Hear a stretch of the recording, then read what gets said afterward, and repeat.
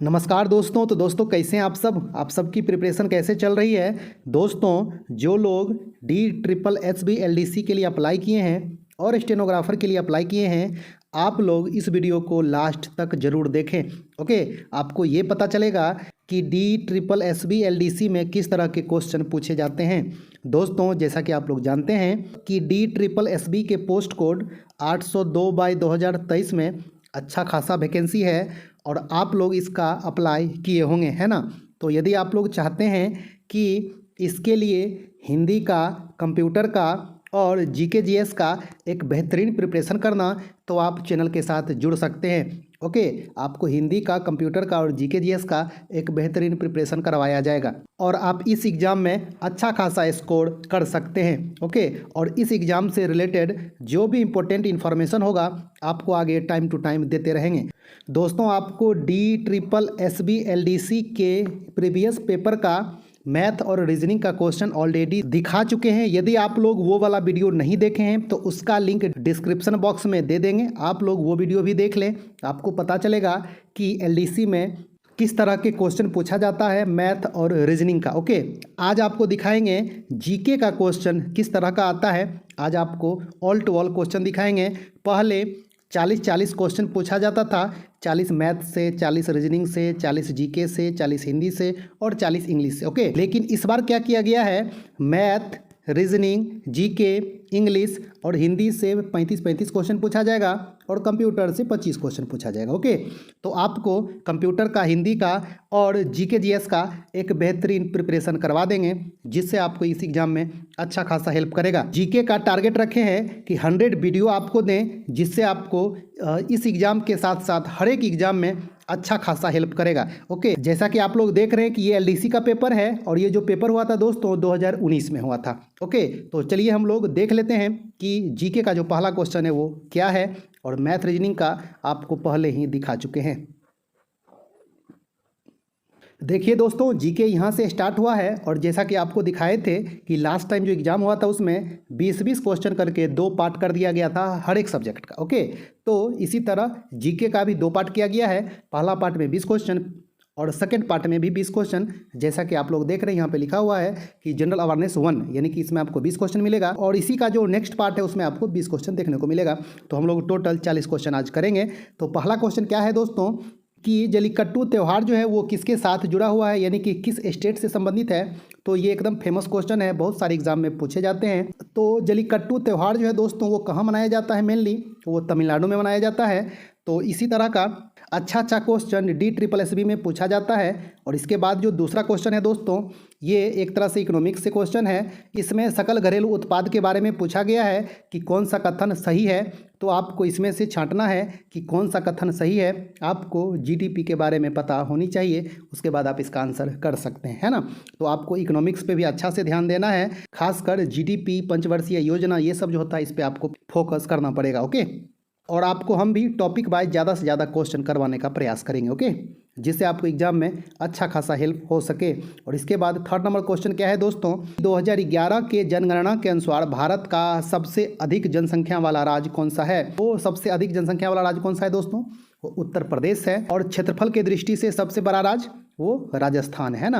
और जनसंख्या के दृष्टि से सबसे छोटा राज्य कौन सा है दोस्तों, तो वो सिक्किम है। ओके, हाँ, तो आप लोग इस बात को अच्छे से ध्यान में रखिएगा। आप लोग 2011 का जनगणना भी अच्छे से देख लीजिएगा।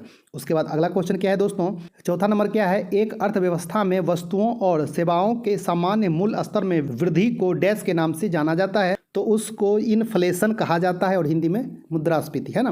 तो इकोनॉमिक्स अच्छे से थोड़ा पढ़ लें तो आपको ये सब क्वेश्चन आसान लगेगा। ओके, और इसके बाद अगला क्वेश्चन क्या कर रहा है दोस्तों, क्वेश्चन नंबर 5 क्या है कि अम्लीय वर्षा के लिए कौन सी गैस जिम्मेदार है। तो आप लोग जानते हैं कि इसके लिए मेनली सल्फर डाइऑक्साइड जिम्मेदार होती है। तो इसका जो ऑप्शन दिया है सल्फर डाइऑक्साइड और नाइट्रोजन डाइऑक्साइड, तो ये बिल्कुल सही आंसर है। तो ये सब एकदम सिंपल सा क्वेश्चन है जो कि बहुत सारे एग्जाम में पहले भी पूछा जा चुका है ना। इसके बाद आप लोग देखें अगला क्वेश्चन क्या कह रहा है, क्वेश्चन नंबर 6। ये क्वेश्चन क्या है दोस्तों, डैश महासागर के भीतर पर्वतीय प्रणालियों की एक परस्पर संबंधित श्रृंखला है। तो इसका जो सही आंसर होगा दोस्तों, मध्य महासागरीय कटक जो होती है वो महासागर के भीतर एक पर्वतीय प्रणाली की एक परस्पर संबंधित श्रृंखला होती है। तो आप लोग अच्छे से इसको ध्यान में रखेंगे। और अगला क्वेश्चन जो है दोस्तों 7वां नंबर, डेल्टा डैश से संबंधित है। तो डेल्टा किससे संबंधित है दोस्तों? वो नदियों से संबंधित है। नदी में डेल्टा बनाती है। आप लोग जानते होंगे कि कौन सी नदी डेल्टा बनाती है, कौन सी नदी डेल्टा नहीं बनाती है। यदि आपको नहीं पता होगा तो उसको आप अच्छे से देख लें और आपको हम भी डिटेल्स में बता देंगे वीडियो देखे। ओके, तो दोस्तों चलिए देखते हैं अगला क्वेश्चन क्या कह रहा है। ये फिजिक्स का क्वेश्चन है। आपको विद्युत आवेश इसमें निकालना है, तो आपको फॉर्मूला पता होना चाहिए। उसके बाद आप ये विद्युत आवेश निकाल सकते हैं। तो आप लोग देख सकते हैं कि फिजिक्स से फॉर्मूला बेस्ड क्वेश्चन भी पूछा जाता है।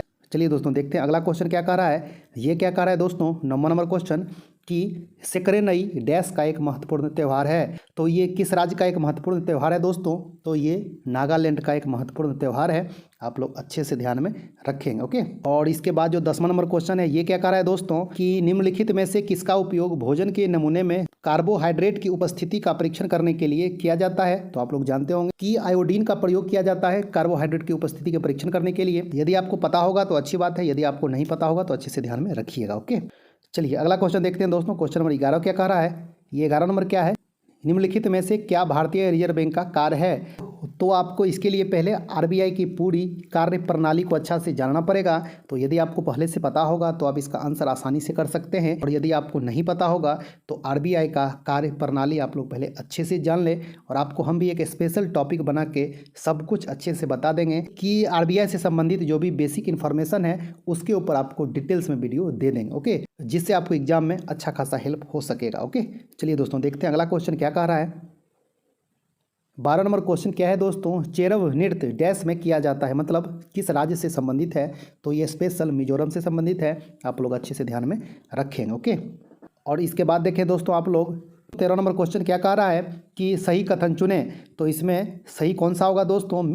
मिश्रण जो होता है यानी कि मिक्सर जो होता है वो समांगी और विषमांगी दोनों हो सकता है। तो इसका 3rd नंबर ऑप्शन बिल्कुल सही कह रहा है ना। इसके बाद देखें अगला क्वेश्चन क्या कह रहा है। ये 14 नंबर क्वेश्चन क्या कह रहा है दोस्तों, 2011 के जनगणना के अनुसार एक साक्षर व्यक्ति कौन होता है? साक्षर व्यक्ति का डेफिनेशन मांग रहा है। तो इसमें जो आंसर होगा दोस्तों, 7 वर्ष या उससे अधिक आयु का व्यक्ति जो किसी भी भाषा को समझ पढ़ और लिख सकता है उसे साक्षर कहा जाता है। ओके, तो आप लोग अच्छे से ध्यान में रखेंगे कि साक्षर व्यक्ति होने के लिए क्या डिफिनीशन है। ओके, चलिए दोस्तों देखते हैं अगला क्वेश्चन क्या कह रहा है। 15 नंबर क्वेश्चन क्या कह रहा है दोस्तों, सूर्य से जो ऊर्जा निकलती है वो किस अभिक्रिया के कारण होती है? तो वो न्यूक्लियर फ्यूजन के कारण होती है। आपको पहले से ही पता होगा, यदि आपको नहीं पता होगा तो आप अच्छे से ध्यान में रखेंगे। ओके, चलिए दोस्तों देखते हैं अगला क्वेश्चन क्या कह रहा है। 16 नंबर क्वेश्चन क्या कह रहा है दोस्तों, निम्नलिखित में से क्या जनसंख्या संगठन का सूचक है? तो इसका आंसर जो होगा दोस्तों, आयु संरचना जो होती है वो जनसंख्या संगठन का सूचक है। आप लोग अच्छे से ध्यान में रखेंगे। ओके, चलिए दोस्तों देखते हैं अगला क्वेश्चन क्या कह रहा है। 17 नंबर क्वेश्चन क्या कर रहे हैं दोस्तों, पश्चिम से पूर्व तक एक चुंबकीय क्षेत्र में उत्तर से दक्षिण दिशा में चुंबकीय क्षेत्र तक इलेक्ट्रॉन का एक बीम समकोण पर प्रक्षेपित होता है। इलेक्ट्रॉनों पर बल अभिनय की दिशा क्या है? तो ये चुंबकीय क्षेत्र से क्वेश्चन पूछा गया है। आपको इसके बारे में जानकारी होनी चाहिए, उसके बाद आप इसका अच्छा से आंसर दे सकते हैं। ओके, तो इसका जो सही आंसर दिया है दोस्तों, पृष्ठ में भीतर की ओर इलेक्ट्रॉनों की दिशा होगी। लेकिन ये सब क्वेश्चन के लिए आपको बेसिक एकदम क्लियर होनी चाहिए। ओके, चलिए दोस्तों देखते हैं अगला क्वेश्चन क्या कह रहा है। 18 नंबर क्वेश्चन क्या कह रहा है दोस्तों, निम्नलिखित में से कौन सा पंजाब में स्थित नहीं है? तो इसका जो सही आंसर दिया है दोस्तों, चित्तौड़गढ़ का किला पंजाब में स्थित नहीं है। आप लोग कमेंट्स करके बताएंगे कि चित्तौड़गढ़ का किला किस राज्य में है। ओके, इसके अलावा जो भी है खैर उद्दीन मस्जिद, मुगल ब्रिज और जलियांवाला बाग, ये सब पंजाब में स्थित। ओके, चलिए दोस्तों देखते हैं अगला क्वेश्चन क्या कह रहा है। 19 नंबर क्वेश्चन क्या है दोस्तों, निम्नलिखित में से कौन सा जीव वाह निषेचन करता है? तो इसका जो सही आंसर होगा वो स्टारफिश जो होता है वो वाह निषेचन करता है। तो आप लोग अच्छे से ध्यान में रखेंगे। ओके, चलिए दोस्तों देखते हैं अगला क्वेश्चन क्या कह रहा है। तो ये क्वेश्चन क्या है दोस्तों, एक धारा ऊर्ध्वाधर शक्ति संचरण लाइन के माध्यम से दक्षिण से उत्तर दिशा में बहती है। शक्ति संचरण लाइन के बाईं और एक चुंबकीय क्षेत्र की दिशा क्या है? तो उसकी जो दिशा होगी दोस्तों वो पश्चिम से पूर्व की ओर होगी। तो आप लोग थोड़ा चुंबकीय क्षेत्र के बारे में भी अच्छा से पढ़ लेंगे तो आपके लिए अच्छा होगा। ओके, चलिए दोस्तों देखते हैं अगला क्वेश्चन क्या कह रहा है। जैसा कि आपको बताए थे कि 20-20 क्वेश्चन का पार्ट बाय पार्ट कर दिया गया था, तो वो फर्स्ट पार्ट में 20 क्वेश्चन था। तो सेकंड पार्ट में ये पहला क्वेश्चन क्या है दोस्तों, भारतीय राष्ट्रीय कांग्रेस का पहला अधिवेशन कहाँ हुआ था? तो पहला अधिवेशन कहाँ हुआ था दोस्तों, बॉम्बे में हुआ था कब? 1885 में। और इसका स्थापना कब हुआ था दोस्तों भारतीय राष्ट्रीय कांग्रेस का? तो 28 दिसंबर 1885 को, है ना। तो आप लोग एग्जैक्ट डेट भी अच्छे से याद रखिएगा। चलिए दोस्तों देखते हैं अगला क्वेश्चन क्या कह रहा है। दूसरा नंबर क्वेश्चन क्या है दोस्तों, ये करंट अफेयर्स का क्वेश्चन है, तो इसको छोड़ते हैं। आप लोग थोड़ा करंट अफेयर्स पे भी अच्छा से ध्यान देते रहेंगे और आपको हम भी स्पेशल करंट अफेयर्स करवाते रहेंगे जो आपको एग्जाम में अच्छा खासा हेल्प करेगा। ओके, ये तीसरा नंबर क्वेश्चन क्या है दोस्तों, राज्यसभा की व्युत्पत्ति को निम्न में से किसमें देखा जा सकता है? यानी कि राज्यसभा की जो उत्पत्ति हुई है इसको आप कहाँ पे देख सकते हैं, मतलब कौन सा ऐसा एक्ट था जिसमें आप राज्यसभा की उत्पत्ति के बारे में जान सकते हैं? तो उसका जो आंसर होगा दोस्तों, मॉन्टेग्यू चेम्सफोर्ड प्रतिवेदन जो था उसमें राज्यसभा की उत्पत्ति के बारे में चर्चा की गई थी। ओके, तो आप लोग अच्छे से इसको ध्यान में रख सकते हैं। चलिए दोस्तों देखते हैं अगला क्वेश्चन क्या कह रहा है। चौथा नंबर क्वेश्चन क्या है दोस्तों, प्रित्जकर पुरस्कार किससे संबंधित है? तो ये आर्किटेक्ट से संबंधित है, यानी कि वास्तुकार से संबंधित है। तो आप लोग अच्छे से ध्यान में रखेंगे। और ये भी क्वेश्चन पूछा जाता है कि प्रित्जकर पुरस्कार 2023 2022 किसको दिया गया, तो आप लोग वो भी ध्यान में रखेंगे। ओके, चलिए दोस्तों देखते हैं अगला क्वेश्चन क्या कह रहा है। ये क्वेश्चन क्या है दोस्तों, इंडिका निम्नलिखित में से किस विदेशी यात्री ने लिखी थी? तो ये तो बहुत ही फेमस क्वेश्चन है, मेगास्थनीज का ये पुस्तक है इंडिका। आप लोग अच्छे से ध्यान में रखेंगे। ओके, चलिए दोस्तों देखते हैं अगला क्वेश्चन क्या कह रहा है। ये छठा क्वेश्चन दोस्तों करंट अफेयर से संबंधित है, तो इसको छोड़ते हैं। तो जैसा कि आप लोग देख रहे हैं कि करंट अफेयर से भी अच्छा खासा क्वेश्चन पूछा जा रहा है, तो आप लोग करंट अफेयर्स पे भी अच्छा से ध्यान देंगे। ओके, इसके बाद 7वां नंबर क्वेश्चन क्या कह रहा है दोस्तों, खुदाई खिदमतगार डैश के अनुयायी थे, यानी कि किससे संबंधित है? तो वो खान अब्दुल गफ्फार खान से संबंधित है। आप लोग अच्छे से ध्यान में रखेंगे। ओके, चलिए दोस्तों देखते हैं अगला क्वेश्चन क्या कह रहा है। तो ये 8वां नंबर क्वेश्चन क्या है दोस्तों, एकदम आसान क्वेश्चन है कि राज्यसभा सदस्य बनने के लिए न्यूनतम आयु कितनी होनी चाहिए? तो 30 वर्ष होनी चाहिए, है ना। और लोकसभा सदस्य बनने के लिए 25 वर्ष होनी चाहिए, है ना। चलिए दोस्तों देखते हैं अगला क्वेश्चन क्या कह रहा है। ये 9वां नंबर क्वेश्चन क्या कह रहा है दोस्तों, ये भी करंट अफेयर से संबंधित है, तो इसको छोड़ते हैं। जो अभी अंतरिम बजट पेश किया गया है उसको भी आप अच्छा से देख लेंगे, है ना। चलिए दोस्तों देखते हैं अगला क्वेश्चन क्या कह रहा है। ये 10वां नंबर क्वेश्चन क्या है दोस्तों, हम्पी निम्नलिखित में से किस साम्राज्य से संबंधित है? तो वो विजयनगर साम्राज्य से संबंधित है। आप लोग अच्छे से ध्यान में रखेंगे। और विजयनगर साम्राज्य का स्थापना किसने किया था? हरियर और बुक्का दोनों भाइयों ने, है ना। तो आप लोग इसको भी अच्छे से ध्यान में रखेंगे। और ये हम्पी कहाँ है दोस्तों? तो ये कर्नाटक में। ओके, चलिए दोस्तों देखते हैं अगला क्वेश्चन क्या कह रहा है। ये 11 नंबर क्वेश्चन क्या है दोस्तों, किसे पेरियार के नाम से भी जाना जाता था? तो ईवी रामास्वामी नायकर को पेरियार के नाम से भी जाना जाता था। आप लोग अच्छे से ध्यान में रखेंगे। ओके, चलिए दोस्तों देखते हैं अगला क्वेश्चन क्या कह रहा है। ये 12 नंबर क्वेश्चन भी करंट अफेयर से संबंधित है, तो इसको भी छोड़ते हैं। आप लोग करंट अफेयर्स पे भी अच्छा से ध्यान देंगे, क्योंकि करंट अफेयर से भी 5 से 7 क्वेश्चन पूछा ही जाएगा। ओके, हाँ, तो आप लोग हल्के में नहीं लेंगे। ये 13 नंबर क्या है दोस्तों, ये भी करंट अफेयर से ही संबंधित है, तो इसको भी हम लोग छोड़ते हैं। ये उस टाइम जो करंट अफेयर्स का क्वेश्चन था उसका है ना। बेहतरीन करंट अफेयर्स का क्वेश्चन पूछा जा रहा है। 14 नंबर क्वेश्चन क्या कह रहा है दोस्तों कि डैश भारत का पड़ोसी देश नहीं है, यानी कि इनमें से कौन भारत का पड़ोसी देश नहीं है? तो ये तो एकदम आसान क्वेश्चन है, सऊदी अरब जो है वो भारत का पड़ोसी देश नहीं है ना। पाकिस्तान, चीन, नेपाल तो भारत का पड़ोसी देश है ना। चलिए दोस्तों देखते हैं 15 नंबर क्वेश्चन क्या कह रहा है। ये 15 नंबर क्वेश्चन भी एक तरह से करंट अफेयर्स का ही क्वेश्चन है। ये 16 नंबर, ये भी करंट अफेयर्स का क्वेश्चन है। इसमें दूती चंद के बारे में, जो वर्ल्ड यूनिवर्सिटी गेम 2019 में हुआ था उसमें वो स्वर्ण पदक जीती थी, और ऐसा करने वाली यह प्रथम भारतीय भी बनी थी, है ना। तो आप लोग इस बात को भी अच्छे से ध्यान में रखिएगा। करंट अफेयर्स का बेहतरीन क्वेश्चन है ना। चलिए 17 नंबर क्वेश्चन क्या कर रहा है दोस्तों, 1885 में भारतीय राष्ट्रीय कांग्रेस के गठन पर निम्नलिखित में से कौन सा उसका सदस्य था? तो फिरोज शाह मेहता इसका सदस्य थे, है ना। तो आप भारतीय राष्ट्रीय कांग्रेस के बारे में भी अच्छे से पढ़ लीजिएगा। इसका अधिवेशन कहाँ कहाँ हुआ था, उसका अध्यक्ष कौन कौन थे, उसमें क्या सब हुआ था, उससे भी एग्जाम में बहुत सारा क्वेश्चन पूछा जाता है, और हम भी आपको अच्छे से करवाएंगे। ओके, और ये 18 नंबर क्वेश्चन क्या कह रहा है, ये एक तरह से पॉलिटी से रिलेटेड क्वेश्चन है। निम्नलिखित में से कौन सा सर्वोच्च न्यायालय द्वारा जारी किए जाने वाले रीट में से एक नहीं है? तो टेम्प्स कोई रीट नहीं होता है, लेकिन परमादेश, उत्प्रेषण और अधिकार परीक्षा रीट होता है। जैसा कि आप लोग जानते होंगे कि सर्वोच्च न्यायालय के तरफ से और हाईकोर्ट के तरफ से टोटल 5 प्रकार की रीट जारी की जाती है ना।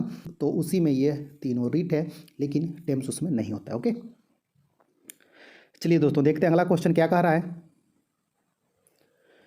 19 नंबर क्वेश्चन क्या कर रहा है दोस्तों, डैश को क्षमा देने की शक्ति प्राप्त है। तो भारत में राष्ट्रपति को क्षमा देने की शक्ति प्रदान की गई है और वो अनुच्छेद कौन सा है दोस्तों, आप लोग कमेंट्स करके बताइएगा कि किस अनुच्छेद में यानी कि किस आर्टिकल में यह कहा गया है कि राष्ट्रपति को क्षमा देने की शक्ति दी गई है। ओके, आप लोग कमेंट्स करके जरूर बताइएगा। चलिए दोस्तों देखते हैं अगला क्वेश्चन क्या कह रहा है। ये 20 नंबर क्वेश्चन भी एक तरह से करंट अफेयर्स का ही क्वेश्चन है कि सभी प्रारूपों में सबसे तेज 20,000 अंतर्राष्ट्रीय रन बनाने वाला जो बल्लेबाज बना था वो विराट कोहली है ना। तो ये भी एक तरह से करंट अफेयर्स का ही क्वेश्चन है और ये एक तरह से स्टैटिक भी हो जाता है। ओके हाँ, तो आप लोग अच्छे से देख लिए कि किस तरह का क्वेश्चन पूछा जाता है। अच्छा क्वेश्चन आता है, बेहतरीन क्वेश्चन जीके से पूछा जाता है और आपको हम भी जीके का बेहतरीन प्रिपरेशन कराएंगे। इसके अलावा हिंदी का और कंप्यूटर का भी टॉपिक वाइज बेहतरीन कंटेंट आपको देते रहेंगे, जिससे आपको एग्जाम में अच्छा खासा हेल्प हो सकेगा। ओके दोस्तों, यदि आपको ये वीडियो अच्छा लगा होगा तो लाइक कर दें, अपने दोस्तों में भी शेयर करें। तो दोस्तों मिलते हैं एक अच्छा खासा वीडियो लेके, तब तक के लिए धन्यवाद, नमस्कार।